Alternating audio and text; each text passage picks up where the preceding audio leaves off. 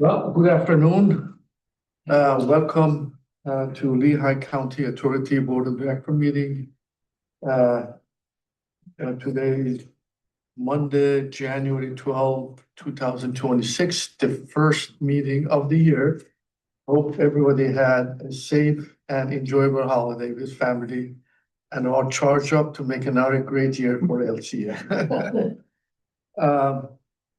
The agenda for let me start saying that this meeting is being live, or people are on the phone or on the Zoom for this meeting. The agenda for the meeting, sorry, the jet lag getting to me. The packet for this meeting was sent via mail or email or posted on the website. If you have not received the board members, the package, please see Lisa to see what the issue is.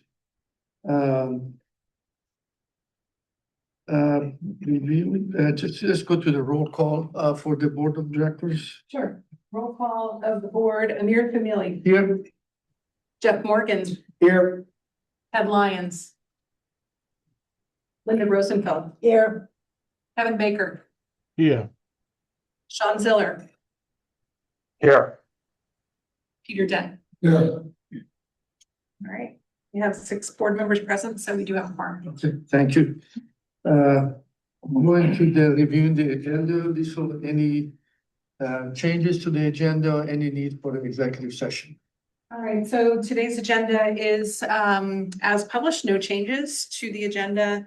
And there is an executive session planned for after the close of the regular meeting to discuss a topic with our solicitor. Thank you, appreciate that. Approval of the minutes of the last meeting. I move that the minutes be approved as presented. I'll second. Motion made by Linda, second by Peter. All in favor, say aye. Aye. Any opposed? Hearing none. Committee reports? None? None. Okay. Yeah, we'll have one next time. Okay. Public comment, any topics which is not on the agenda from the public? No, thank you, Amir. Thank you, Jenny. No, thank you. Okay, moving to topics for today. The first of the finance administration is a new ERP system. I think the board was requested to have an update on where we stand on the new ERP system. So let's start with the new immune system. So for this one, we do have a bit of a presentation, and I'm really pleased to introduce the project manager for this particular project, Rukmini, who is with us, who will help us present the topic. And but really want to preface this by saying this is an organization-wide effort. Every individual in this room participated in the project in some way. Every employee in some way participated in this project. So a really significant organizational effort undertaken and continues to be an organizational effort. So go ahead and share my screen to get the presentation up and running. I'll kick it off with a few comments. I also want to recognize the steering committee for this project was myself, Ed Klein, and Chris Mullen, meeting regularly with Brooke, as well as other staff members to hopefully have this project to a successful implementation. So at any point, Ed or Chris, you want to join in and share a comment with what Brooke and I are presenting, please do. We also have on the call, I can't see his face now because we're presenting this screen share, but Todd Marion from the Finance and Accounting Department, who played a really pivotal role in that project. So lots of people to recognize for this one. So I'll just start by kicking off and saying this has been a long time coming. And for those of you who were on the board back in 2021, when we undertook our strategic planning effort, we spoke a lot during that effort on the need for process improvement and really identifying some of the manual processes, the administrative and financial processes that were maybe a bit outdated and not serving our purpose. And as we dove into that topic in more detail, we understood that there was a need to improve department level visibility on costs for cost management. As you look at our financial reports today, they are organized by enterprise funds, so suburban water, suburban wastewater, and Allentown division. That is how we're organized from a organizational and financial standpoint, but it doesn't give us visibility at the department level to really see what our individual departments are creating in terms of cost burden. We also found the need for greater visibility for project cost accounting. We were not using a project accounting system within prior version of the Munis. And then wanting to add some functionality or features for our customers or employees to engage with us through the system.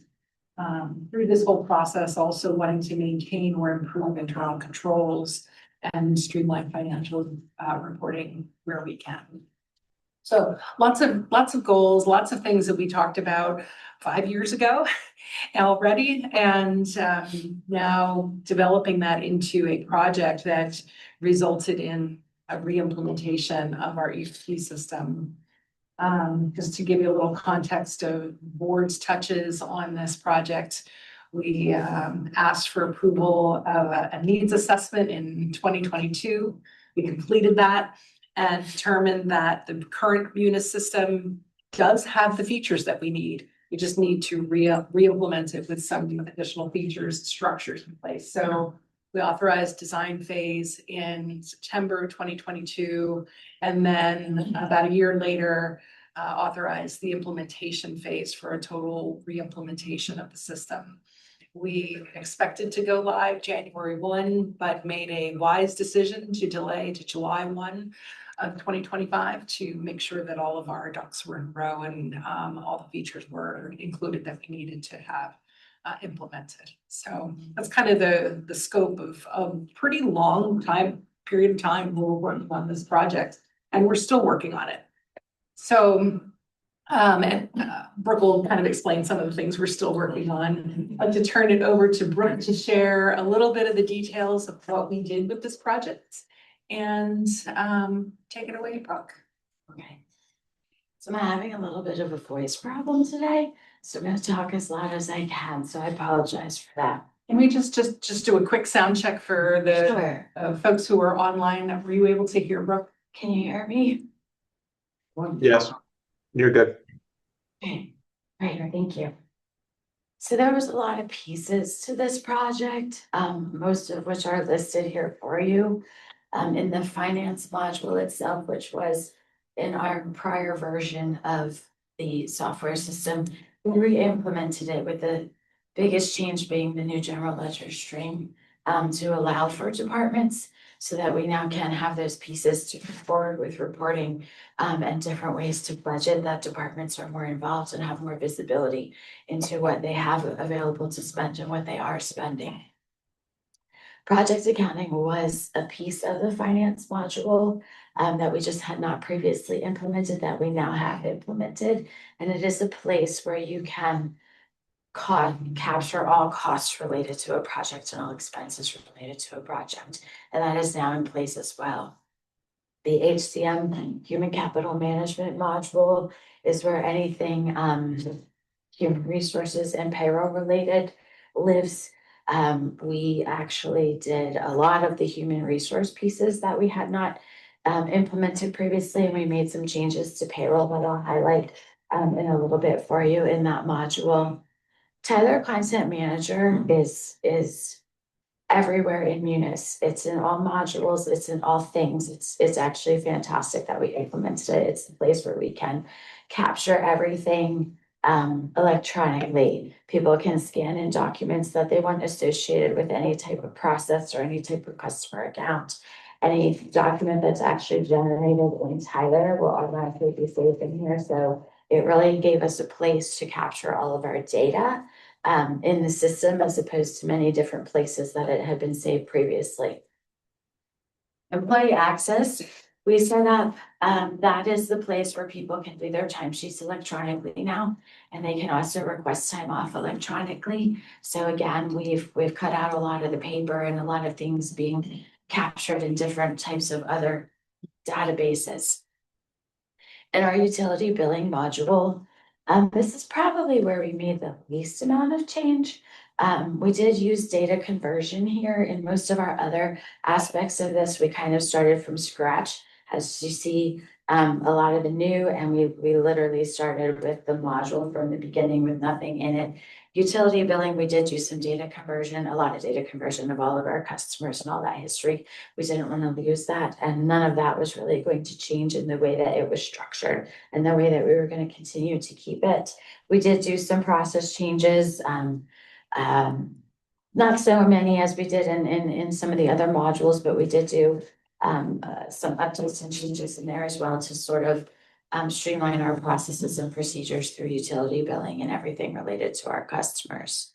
Tyler cashiering, we had in the version we used previously to our upgraded version here.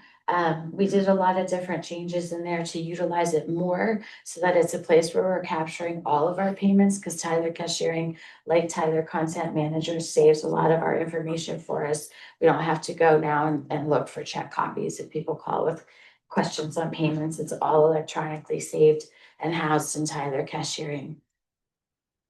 So these are pretty much overall what we did. We redid our 3 modules and all of our add-ons to those modules. So here's some examples of the processes that we approved and improved in all of those areas. We now can do departmental level budgeting and reporting, which is fantastic.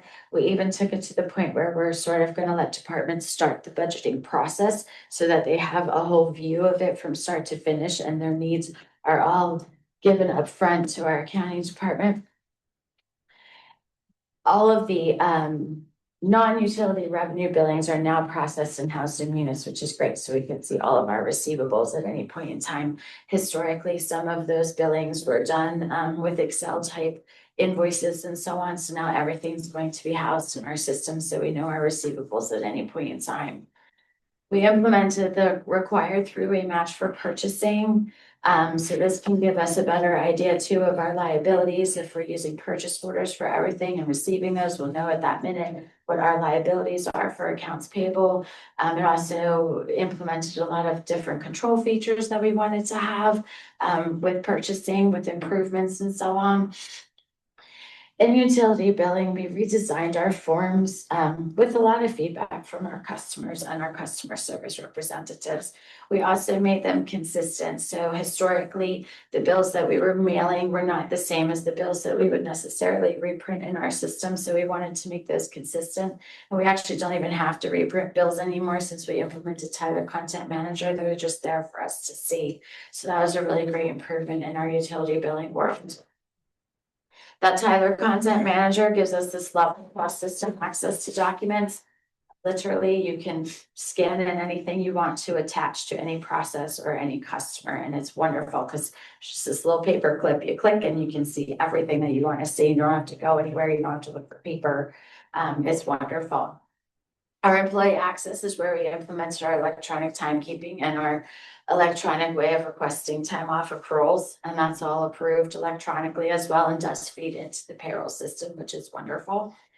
We've made some changes in the payroll system where actually there's no physical entering of time off or time entry anymore. It's all coming in electronically. So we've definitely streamlined the payroll process and procedure and added a lot of internal controls there.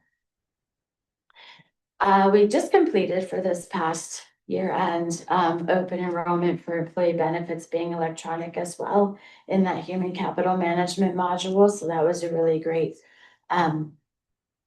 change for human resources to have everything electronically ready and available to deal with our vendors that we utilize through that process. And the cross-organizational workflows for electronic approvals. We put in a lot of workflow to approve a lot of processes and procedures, and it's all electronic and housed in our system as of now. This is just a few examples. There's a lot. These are big.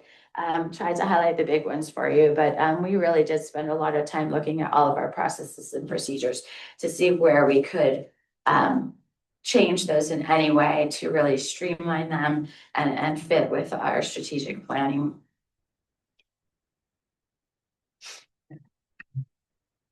So we did go live on July 1st, and we definitely did celebrate. It was a long time coming.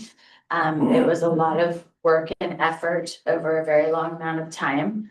And as Liesl said, it definitely was a huge team effort. I mean, literally, we've listed some departments there, but honestly, it hit every employee. You know, when we got into the world of employee access and timekeeping and requesting time off, it literally involved every single person in this organization, and everybody really did put in a lot of effort and help.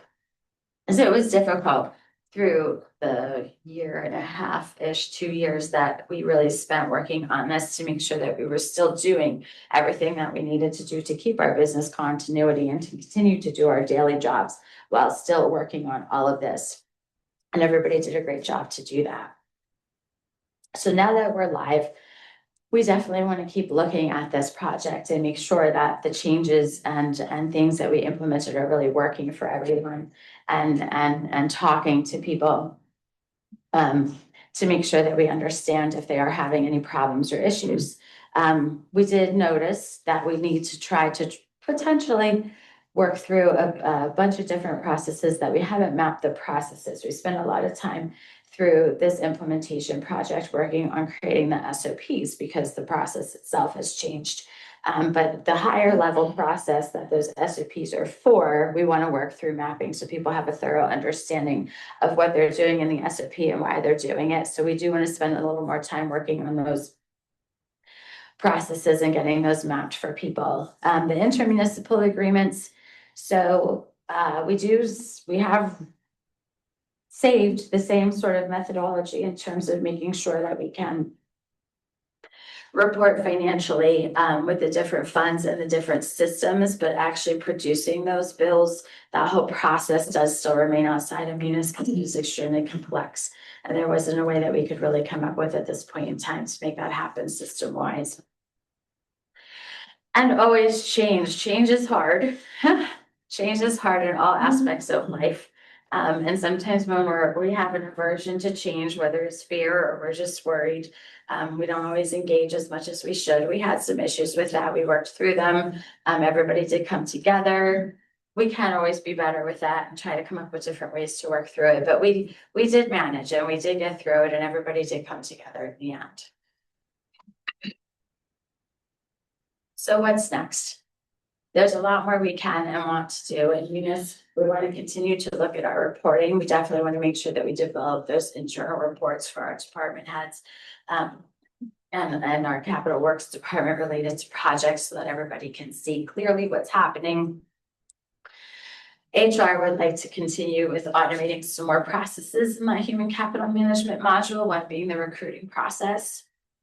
Tyler payments and customer access will be a whole another implementation that we're looking at and thinking of that would house all of our payment processing actually within Munis and not use the individual pieces that we use now outside of the system to process payments, and would have a customer access database that they could log into and see what's happening within their accounts with us. We also want to do some Procore project excellence integration. We definitely want Procore to be able to get the information from Munis related to all the costs that are happening. So it can come into their system and give them this whole complete look at their projects. We want to do the inventory module and CMMS integration. We want to keep working with our user groups and hearing their feedback and understanding what's working and what's not, and see whatever we can do to help them continue to review those processes, document those processes, and give them any additional training that they may need to continue to understand and be successful with everything that we've done, and maybe come up with new things that they think we could do to make it better. So I just wanted to thank all of you for your support in this, for approving and funding this project, because I do think it really has made a big difference to all of LCA. And it's really in support of our strategic plan, and the fact that we're continuing to work on projects and do things to make that strategic plan happen is fantastic. And I know it's a lot of money. What is it, 1.5? I mean, 6 million, that's a lot, but I can tell you that I think it was well worth it. And I think that's going to have years of change, and years of progress and streamlined processes and procedures that are going to be really good for us. Any questions? Yeah, I've got a question related to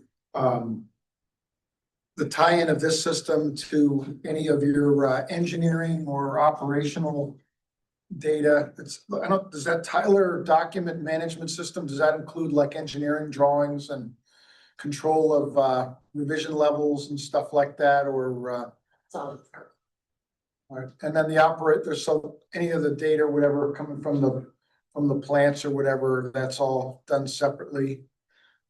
Like chemical uses or whatever. Yeah. We track chemical usage, operational data in entirely separate system. Okay, so this is really just overall.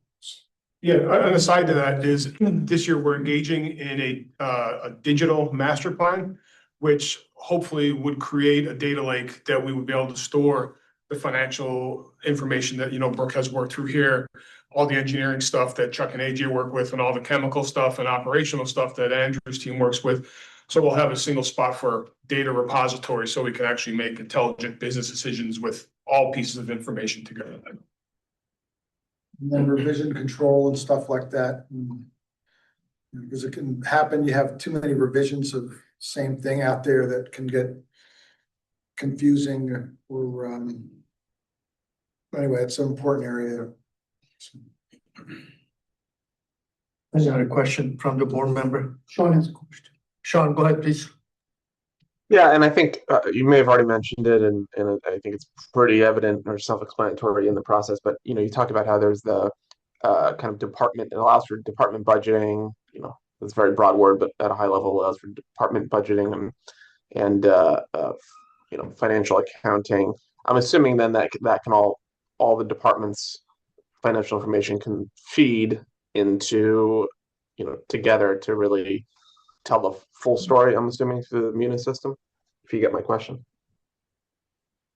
Yeah, Sean, this is Lisa. I'll just say, you may not be aware, but the budget that you approved in October was done with department budgeting. Each of the department managers can enter their budgets, and then it rolls up into the main funds that represent the structure of the organization, suburban, Allentown divisions, et cetera. Got it. So I figured, just wanted to be sure. Yeah. Any other question from the board member? Couple questions from my end. First of all, I think few of us in this board has gone through the SAP implementation, and I think about half of the gray hair that I have is from the SAP implementation. So having 6 months delay is actually a gold standard. There are sometimes 2 or 3 years of delay of the implementation. So congratulations to the whole team for bringing this system together. As you mentioned, it's a huge change, right? Because people are used to do this paper. Now they got to go on the computer, put the time in and out and all that. How is the change process going, and what is the percent of compliance of people really adopting the new way of timesheet and, ordering the stuff and so on and so forth? Well, honestly, there's really the way that we set the system up. It's required. If you want to be paid, you're going to have to go in there and do your timesheet. If you want to purchase something, you're going to have to do the three-way match. So we have a lot of those things set up that is the way that it has to be done. And it really can't be done any other way. As far as other areas where changes is potentially allowing for places to continue to do it the old way, I think we're still working through that. I don't know that I know a percentage. I think it's pretty high percentage of people utilizing it the new way. But we are definitely still working through that with any areas. So we can see there's ways that we have set up that you can tell if things are or aren't going through the way that they should. So we will just continue to look at that and work with people to get them more comfortable with the change and to using it the way we need it to be used. And did you, through this mapping of this new ERP system, you find there are unnecessary reports or paperwork that can be eliminated? It does not create a value because now you're documenting and streamlining the process. So why we generating these reports that has no value? Have you gone through that exercise or that was beyond your scope? I think we looked at our processes as a whole in the beginning to determine what direction in which we wanted to go in. And we did see some of those things where, why are we doing that? What purpose does this serve? We looked at a lot of that. And I can honestly say that I think we eliminated a lot of that as well. Some of it was in the system. There was things that we were doing in the system that probably had a purpose at some point in time, but at this point in time weren't being utilized anymore. And we did spend a lot of time in our planning process looking at those types of things to try to eliminate them. And you have different level of access for depending yes. upon where you are. As for purchasing, are we everything now online that at this level, these people have to approve at this level? I think we had it on the paper. Now, do we have this module in place for that? Is that correct? Yes. Okay. Do we have a safety module in this ERP or not? No, Okay, that's fine. no, an answer isn't in piggyback with that. I think there was clearly some things that we said were outside the system, done on worksheets, documents, that we clearly did away with. One of the things that I have found more valuable is the workflows, the documentation of the workflows, the document repertoire there has been extremely useful for internal controls. And being able to say to audit teams, we're doing three-way match, we're getting things, transactions are occurring on an authorized basis, et cetera. I think that has been really important. That was something that we didn't have in the prior system. If I could just add, one of the things that we didn't talk about here, we won't talk about in detail, but relates to security and permission control. That was an area that Chris spent a lot of time on to try to lock down and rules and security. So another component of the project that was very much needed. Absolutely. We even went into menu security. So we, at this point, previously everyone would have the entire menu, but at this point people have what's necessary for them. So there isn't places that they can go or other things that can happen. So we even went to the level of menu security with this implementation. Level of access that everybody has, yeah, that's very, very important. You know, at the end, and you are the customer, right? And so what has to develop has to work for you, right? I mean, every department has their customers, so that's the intent. Thank you again for the whole team. It's a great job, and thank you for your presentation. And hopefully we will have a lot more uses from this ERP system to streamline a lot of our processes that we have in place. Now, moving to the next topic is our capital project management.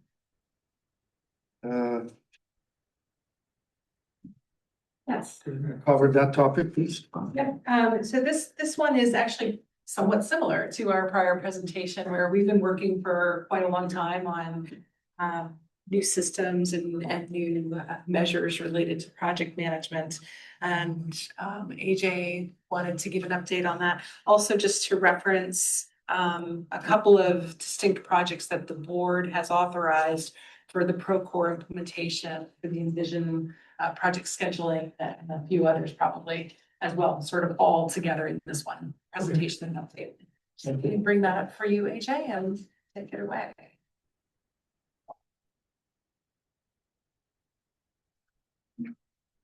Great, thank you very much. Yeah, we wanted to provide the board with some insight into the work we've been doing on improving our project performance and kind of walk you through some of the tools and systems that we have in place and that we're still working on. So just the overview for today, just kind of give you some of the goals, the tools, the activity strategies, then talk about some specifics on, dive in a little bit deeper on the actual tools. We'd like to spend a fair amount of time on board metrics. We've been working on a way for you to see the status of our projects, and we have a proposed metric that we would share on a regular basis with you. We'd like to get some feedback on that. And then I just would like to summarize what we accomplished in 2025 and what our goals are for 2026.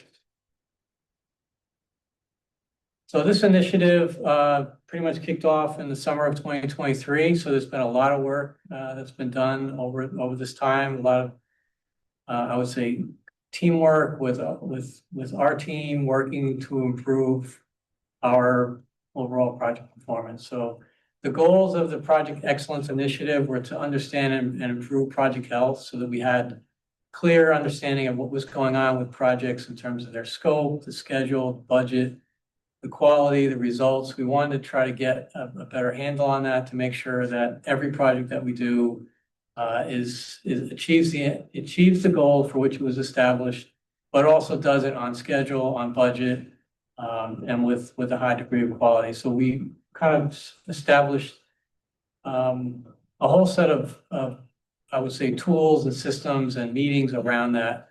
So the focus was to have a spotlight on project health, and then also a focus on corrective action, not just to know what was going on, but to fix things that need to be fixed and make changes during the course of projects so that we could get better results in the end. The other goal of the initiative was to provide support to project managers, to give them guidance, to kind of step in when needed, provide some senior leadership as it relates to how projects are going and kind of where they're headed. Try to reduce the number of surprises, address issues early, like I think any good management system. So the tools that we have been using and have initiated, so Munis, you heard from Brooke on Munis. Munis is like our, where our project financials are, where they reside. That's the original sort of source of truth for financial data. And we've augmented our project management tools with several systems, which I'm going to show you some graphics for. But Microsoft List is basically a software that acts like Excel, but is much more user-friendly with databases and with interaction with Power BI and data analytics. So we've created a system for that, which I'll show you. You may recall, we brought to the board a procurement selection for project management, construction management software back in early 2024. And so that software is now fully implemented. I'll speak to you about what that's all about. And then more recently, we've been working with creating standard templates for schedules for our projects so that every detailed design project, every construction project has a schedule and has sufficient detail to make sure that we've got a good handle on project durations. So the other thing that as part of this, so you've got these tools, but I think the other important part of this was meeting on a regular basis. So we established monthly meetings so myself and Chuck will meet with each project manager every month to review project status.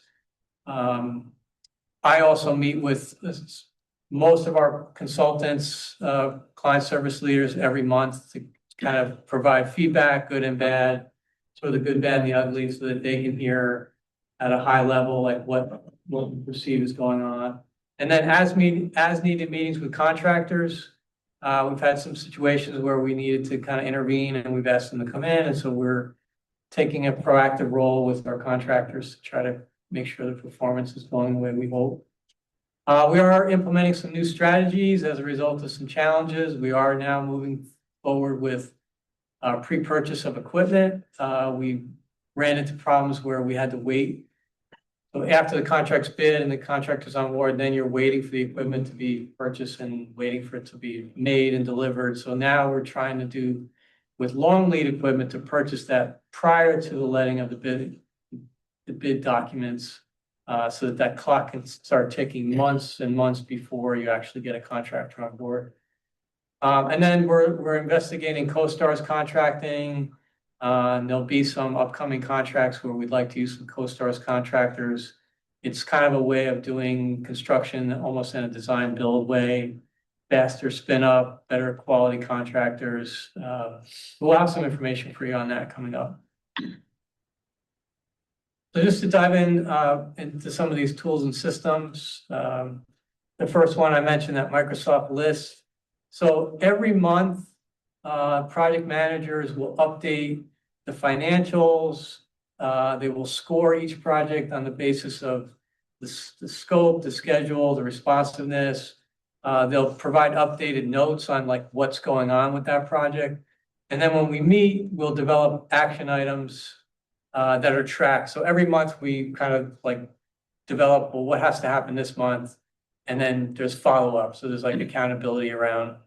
We're not just meeting for the sake of meeting, but we're meeting so that we can come up with good action items. And so that's all tracked. And so we have a track record over the course of an entire project of how things are going, how much money's been spent, how much we expect to be spent. And that's really helpful for sort of overall tracking. So the next one kind of is like we boil it down into these dashboards. This is all of our contracts as of January 7th, 2026 that are active at the moment. So we have 73 active contracts. We're currently managing almost $48 million. And we track a lot of different things related to the schedule, the budget, and things like, you know, performance and responsiveness. So it's just a way at a glance that we can see where things are. And the really great thing about this tool is we can slice it any way we want. I can look at vertical Allentown projects. I can look at suburban linear projects. I can look at just specific project managers. I can look at certain contractors to see how they're doing. So it's really helpful to kind of see where things are at a high level. Because there's a lot going on with 73 different contracts. Those graphs were all green. I take it like from the prior slide, you have green, yellow, red, so you can highlight, you know, which ones you really have to address. Exactly. Yep. It's like, yeah, it's green, yellow, red, and we have sort of when it dips below, 60%, say for example on the schedule, it'll go to red. But a lot of these are good. So you're in good shape on these. Yeah, schedule is you'll see schedule is probably the place where we need the most work. A lot of projects are on schedule, but we have a number that are behind schedule. So that's the big focus of this year. So this is just another page that we can spin up. It's called the Metric Explorer. I can do it for total cost. I can do it for schedule variance. This one just shows the total revenue and the one field by contractor. You can also see who's total revenue being managed by each project manager, the total cost of each project.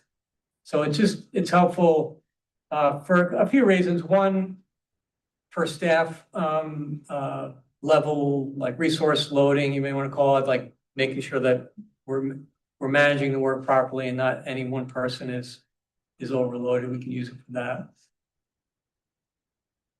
This is a new page that we added. This is tracking our completed contracts for the year. So we completed 57 contracts, about $48 million of total construction work, which we're proud of. And I'll talk a little bit about like the gaps and what we were hoping for, but it's the most we've ever managed in the history of LCA. And so, it was a significant increase from last year. So we're very proud of what we accomplished. A lot of successful projects and a lot of projects still, ongoing, but are trending well. So this is just another tool that we use. It's helpful if really anybody in the organization who has access to this can get can see what's going on with a particular project. And it's just a notes overview. So I'll use this sometimes when I meet with senior like consultants, senior management, and I'll be able to at a glance, like, here's what's going on, here are the issues, we've got this problem, can you help us deal with this? So Procore, you heard about, you've heard a few times about this. This is more of an update. This is our project management, construction management software. We went through I would say, a very rigorous process to select the company that we would partner with. It allows us to have all our project information in a single place. Peter, you asked earlier about data management, document management. This is part of our solution for that, is that we can have our deliverables in a single place. We can have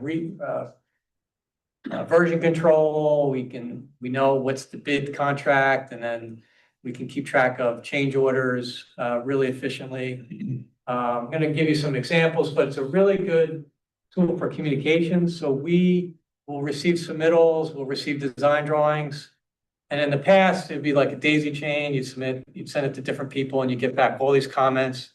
Now it's one set of documents. All the comments are on the same set of drawings, and you can adjudicate, maybe conflicting comments in the same, not trying to do it with multiple documents. So it's been very effective for that with our own team, but also outside of our team with operations. So they get the documents. The other thing it's really helpful with is tracking who still owes comments. So it tracks for us, like, hey, you were supposed to provide comments, where are they? And we do that ourselves, but this does it for us. So, and it will remind them, hey, you're supposed to have comments back by this date, where are they? Doesn't it say something like the ball's in your court? Or Ball in something like court, that? exactly, yeah, ball in court, you're I responsible. get those often for some reason. Yes, we like it. I think another main strength of Procore is it's very strong for construction inspection management. We have daily reports that come in through that. Our photos from daily logs are there. Our RFIs are tracked in there, shop drawings, final punch list items. It's very effective for that. So that was all implemented, and this is the first year we were using it for actual projects. We have about 38% of our projects are in Procore now. We're trying to move that up to closer to 100%. And that's a work in progress. A big thing is like integrating this tool with other tools. We wanted to make sure this was working well. The financial integration was mentioned. We are working with a company called Velocimo to be able to pull the Munis data into Procore so that we can see it there. We're not manually entering information from one to another, trying to simplify that. And then our goal is to have O&M manuals in here, all the photo documentation, asset management data, and be able to link it to our CMMS. So that's kind of a work in progress, but it's currently active, being used on multiple projects. We've completed at least one project entirely in Procore, our glass line, sludge line project. So we're pretty happy with that. So yeah, this is just a couple of screenshots showing you like this. We have all our shop drawings in there. You're not looking for stuff in emails. It's all in Procore. Procore also has a very cool feature where you can send out emails and it tracks your emails in Procore. You're not searching for emails. The emails that you've sent related to this project are searchable in Procore, which can be pretty helpful when you're looking for certain information. So this is where I mentioned, this is our PFAS project. I mentioned that we can comment on drawings simultaneously. And this is kind of an example of where different people have commented. You can see the clouds and the blue, and then we share that with our engineer, and then we have a meeting, and then everything's all in one place. This is an example of a construction report. So you got the daily photos of what happened. This particular one, the person highlighted where the work was being done. And then you have a narrative that I didn't show here, but just really good for documentation. If you've ever been involved with claims or any kind of construction dispute, the person who controls the data and the information controls like the narrative, I think. So we will have all the information to say, well, this is what actually happened on that day. And so therefore that claim or that extra, doesn't apply. So we're very happy with this, and we've got good firms working with us like CHA who are adopting it, are familiar with it, and are using it. And I think it's helping with overall like project performance. So this is where we've put together some metrics based on what we thought you might be interested in, based on feedback that I got from Liesel. So I wanted to share with you these metrics. So this would be what you would see quarterly. This is to track the capital plan for the year. So for example, the 2026, this one is showing 2025. So we were predicting 61.8 million when we put our capital plan together for 2025. We ended up, and when we put this slide together, it was based on data from basically December. So it's a tool that will track actual costs and then our projections of how much additional costs we're going to spend for the remaining of the year. And you'll be able to see kind of where we stand with respect to that. So this is showing about, that we were about 68% of the total spend for the year as a project. We did a little better than that at the end of the day, which I have the new data for. But this is like we want to provide you with information that is meaningful to you. This is one way we thought would be helpful. So you could see how much we planned for the year, how much are we actually spending, and how much we projected to spend. And you'll see trends. Are we on track? Are we behind? You can see here we're behind. And it will spur a conversation. What happened? Like what's going on? And we'll be able to explain hopefully why things aren't the way they were intended or way maybe we're doing better. And I will speak about 2025 in a little bit. So we have this metric, which would be for the year. And then the next one would be like for the entire capital plan program, which we do over 5 years. So we'll be able to track where we're like year by year, how much we're spending over a 5-year period. So we thought that might be helpful to you as well, because we do have projects that go obviously multiple years, and this way you'll be able to see kind of what our 5-year spend was intended to be and how much are we spending. And this particular chart, the last chart had like accurate data with accurate projections. This one is a work in progress. We put some placeholder data in because we're still working on the financials and pulling in Munis to make it the way it needs to be. But this is basically one to get your feedback. Would this be helpful to you? Is this the type of thing that would be meaningful? And again, do it on a quarterly basis where our project managers would do projections every quarter for what's projected to be remaining spend for that year. And then you would get a chart like this that would show you for the year and then show you for the 5-year. So We want to take a break and. Yeah, sure, yeah. So guys, I think we have talked about that for many years. First of all, great piece of work. I think that's something we have been looking at for many years. I think improves the quality of our decision making here. So I want to open up to the board member. One thing that we discussed many times that we were approving the budgets and the projects, but we didn't know what was the other side of the pipeline and what was coming out. So that's what AG represented. Obviously, for me, the most important thing is for you guys to know what's going on. For us is a much higher level. So I would like to hear the board members, what are the 1 or 2 or 3 metrics that we would like to see on a quarterly basis that help us on our decision-making process? Well, I think this has value in I think you outlined a couple of the, on time and on budget and, Quality. yeah, results. quality, your typical, total quality or continuous improvement school of, things also, safety, your people the main metrics that you have in any sort of a quality organization, I think is valuable. And I like the stoplights too, to help you flag immediately visually which are the areas, which numbers are you behind on, and which ones do you really need to have management attention to really make corrections or do whatever you need to do. Good, thanks. And then I was wondering, just with this module and the others, do any of them have any AI features built in to help out with reporting or data analysis, or is that? That's a great question. Not currently, but we are, like Chris mentioned, the digital master plan. We are investigating how best to bring, we're using AI in other places, but not for this specific, but it's a good point. Like, how can we use this?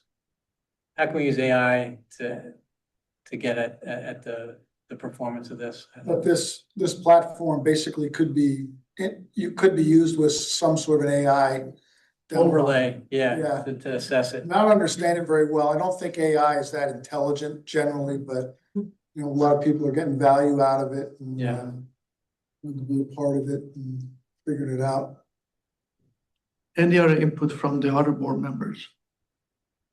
Just a comment. I mean, I think from the very beginning, going way back to when I first started, that was always a question. You budgeted 10 million and we only spent 5 million, right? And just to be simplistic. So no, I think this is great. I think their biggest challenge is what I see is, a contractor, when he's putting together his bid, he goes to the vendor and they tell him 4 to 6 weeks for that piece of equipment. And then when he places his order and gets the bid, it's, 40 weeks for that order. So that's still, there are things that are out of the control of everybody here. That I think, would be something simple that, again, if the schedule is going to go over, why is it going to go over? And a lot of times, 90% of the time, I'm sure it's even not the contractor's fault, it's the vendor. I mean, we had a project where we got displaced by the Navy. They said, your project's going behind this one because we got a letter from the Navy saying their project is going to be completed first. What are you going to do? And it's so, anything like that you can add. I think this is great, just again, simply high level of, what's planned, what's going to be completed, what's the schedule, and if it's delayed, why is it going to be delayed? That's really, that's great. Any other input from the board member? Probably a little bit repetitious to that. I think change management, in general, where things are changing versus the original plan and what the implications of that are. Yeah, I follow. Yeah, like sort of trend. Basically trend management, like scope creep, and that's a good idea. We should be talking about having our team members track that for us. So in a project, whether the engineer or even during construction, where are we seeing new scope and how is that affecting cost before we make a decision? So that's a good idea.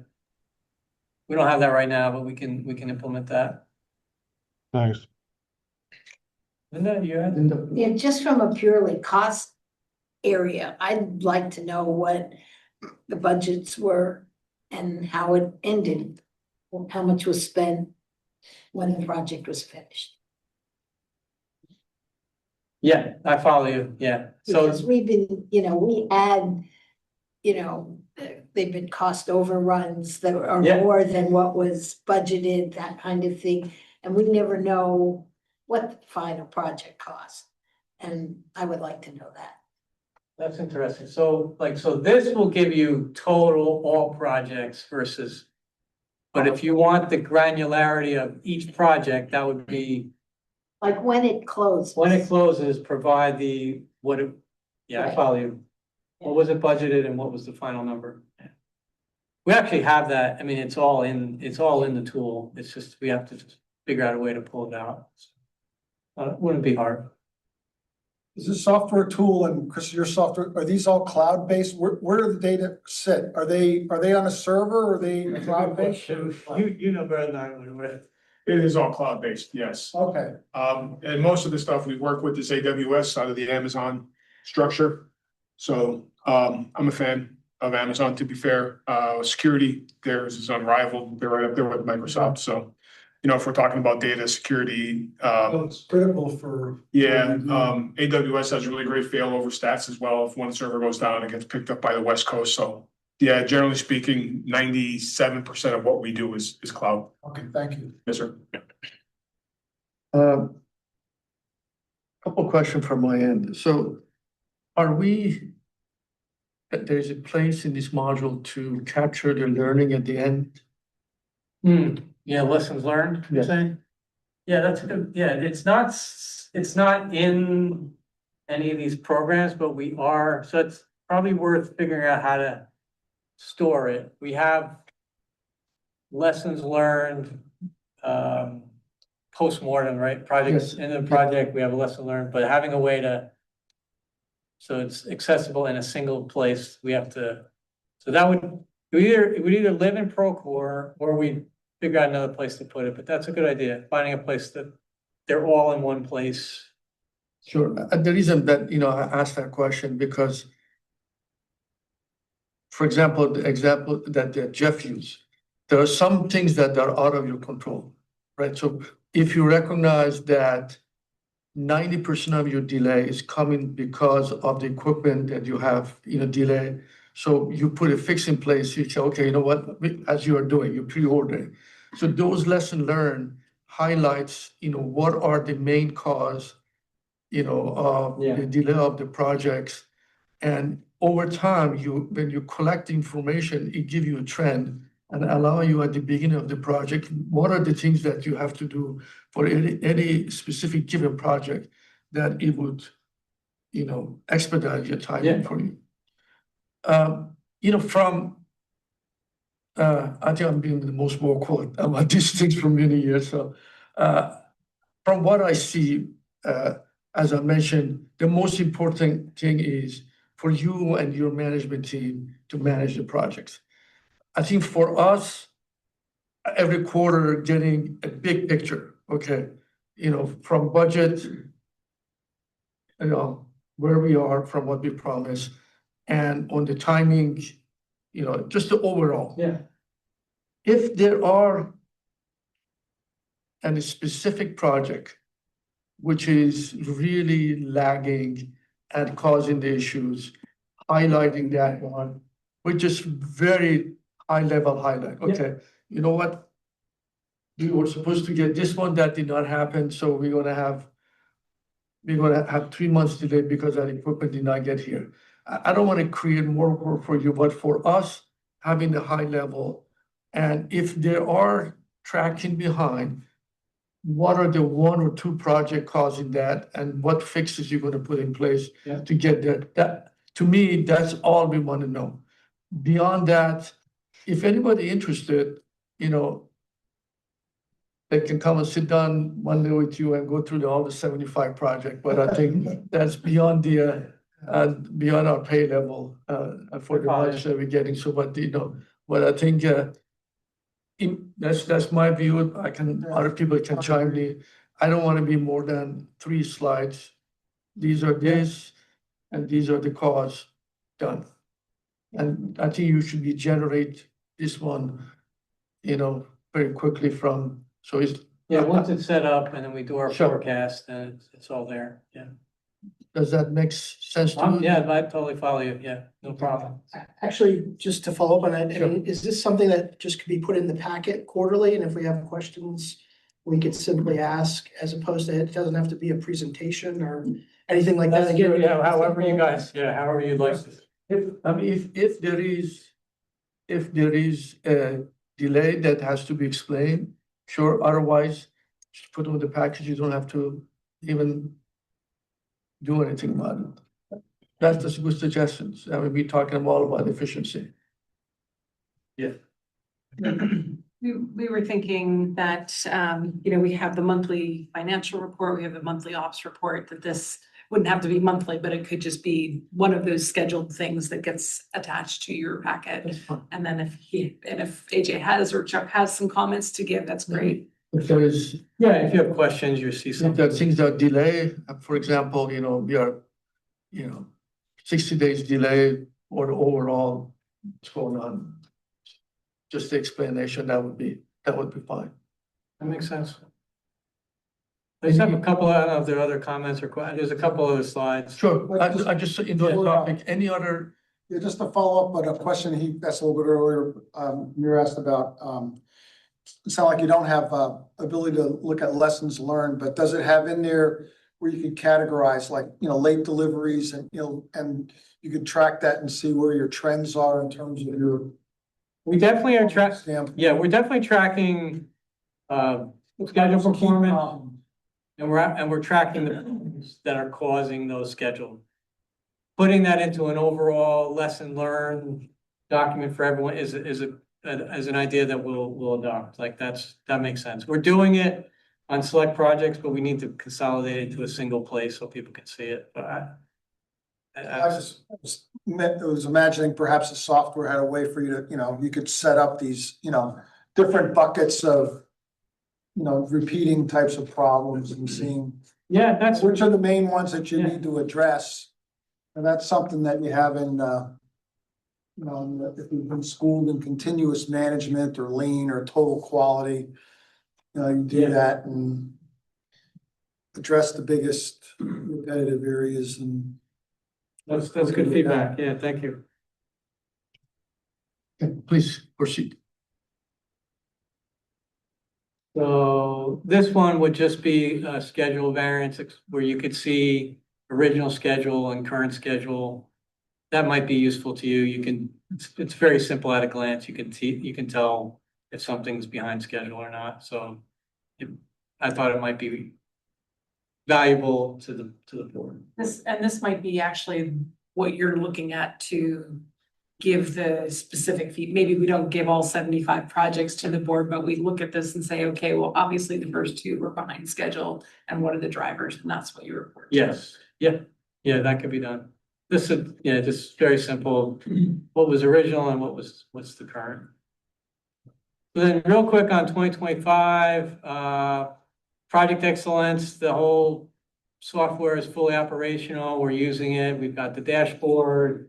The team has adopted it. The team is updating it monthly. It's been effective, so we're pretty proud of that. Procore is a work in progress. We had some projects that had already started and didn't make sense, but now any new project needs to be in Procore, and we're hoping to increase that over time. The major focus this year on last year we had a focus on schedule management, preparing a capital budget schedule. We've got new recommendations that we're implementing 2026. We ended up spending 46 million, about 67% of the budget. And to your point about, well, what happened? We know what happened. So we had the lead program, as you all know, and then we had the bond issue, and that really, we lost the whole year.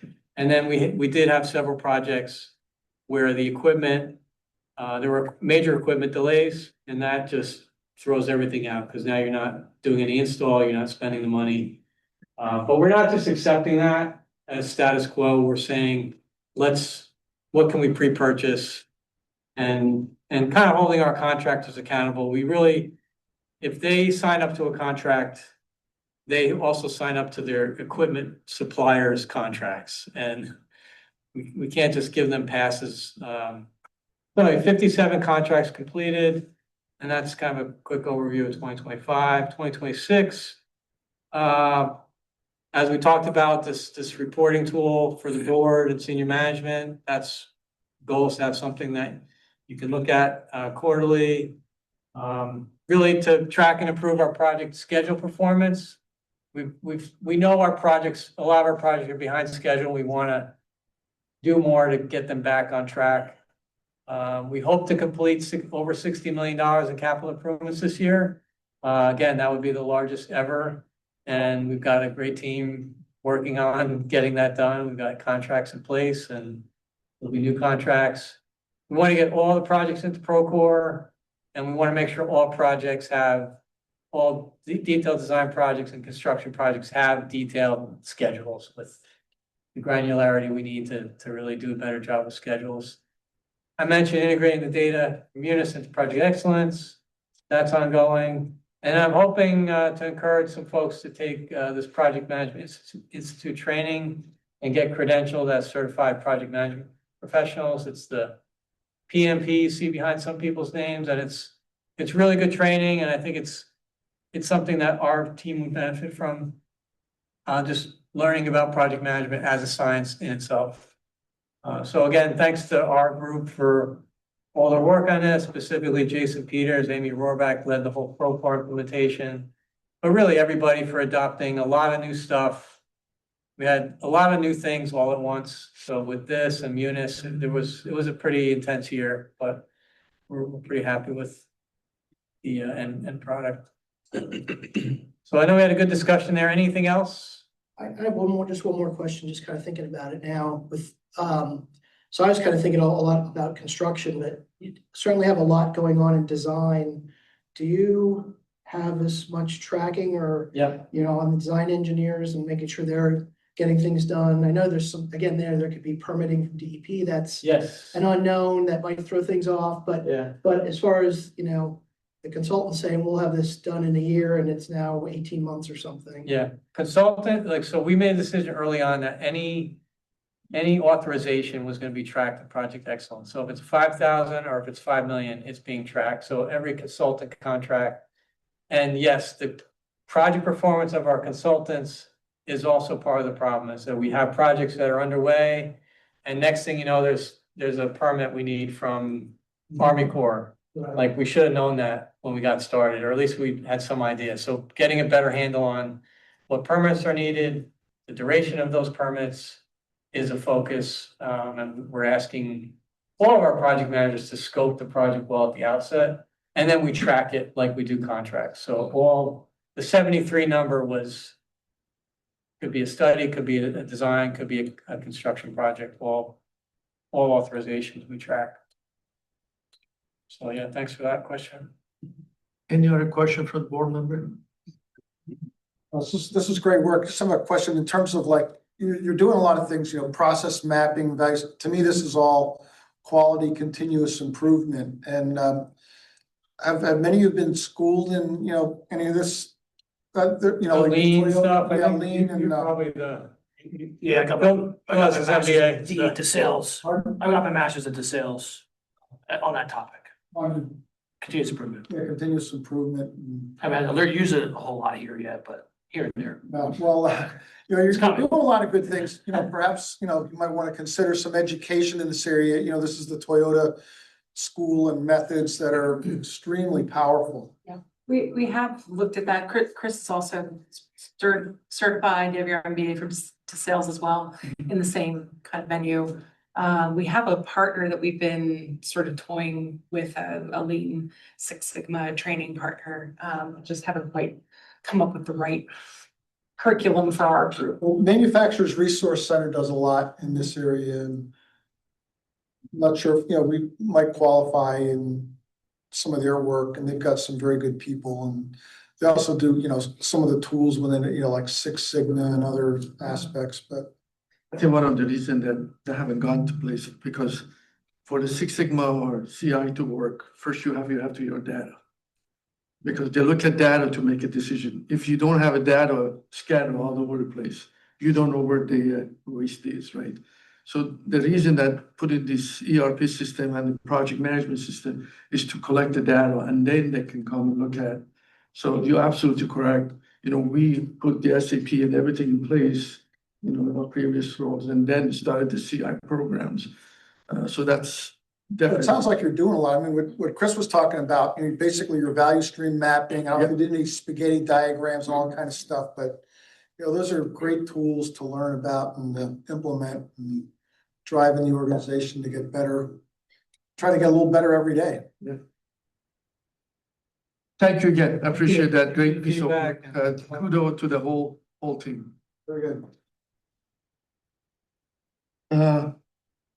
Moving to the next topic is the January 2026 project. We do have the industrial pretreatment plant Oh, okay, I'm sorry. topic. Yes, Yes, I don't have much on Okay. that, no presentation, really not a whole lot of update, but I wanted to keep this item on the agenda for sort of continuous touch base on where we are with the pretreatment plant, because it is such a time sensitive and big decision that we're going to have to make. So for when we met last time in December, I had mentioned that I thought we might be having a decision in January with the municipal partners between Upper Macungie Township and the County of Lehigh on funding for the pretreatment project.